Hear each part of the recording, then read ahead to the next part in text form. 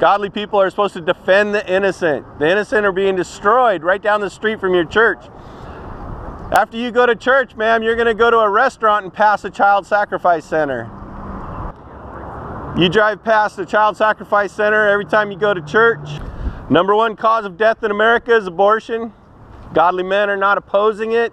They may have a moral opinion, but they don't actually do anything to help bring it about its end. You need to really step back, bud.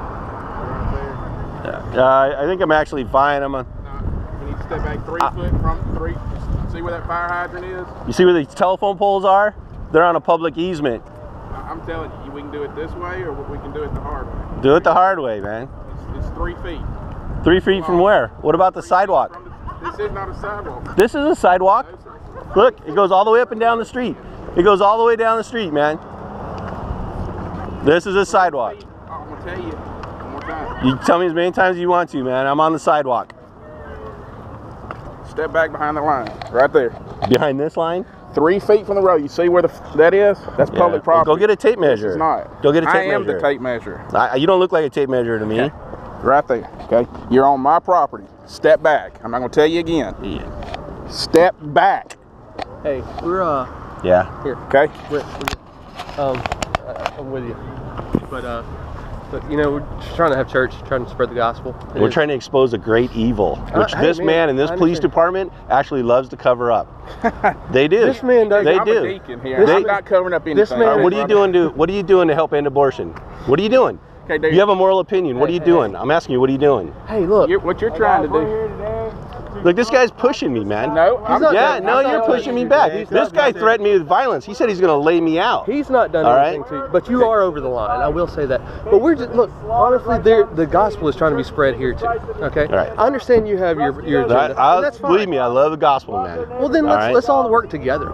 We're trying. Okay. Well, we're trying.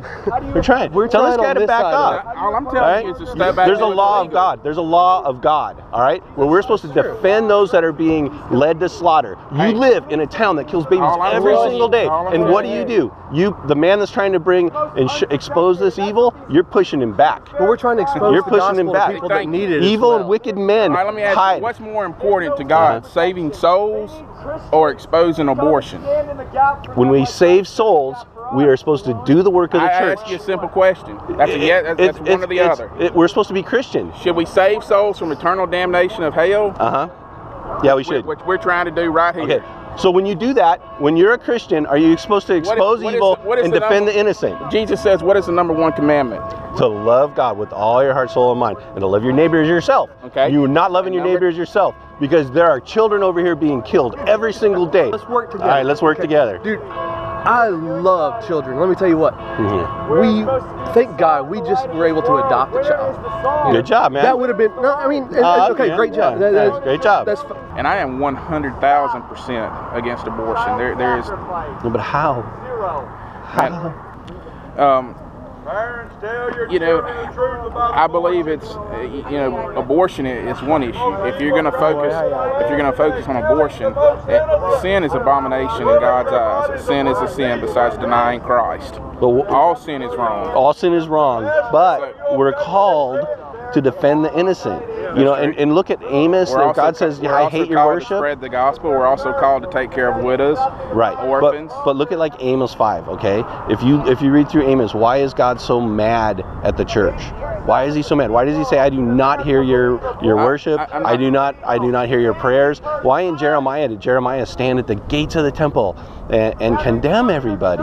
It's because of child sacrifice. I'm not arguing with you about that. But what I'm saying is that, a sin is a sin in God's eyes, and this is one portion of it. So I don't agree necessarily with your tactics, because and that's your, like I said, as long as you follow the law and you do what you do, there's nothing I can do to stop you. As a Christian to Christian, like I said, I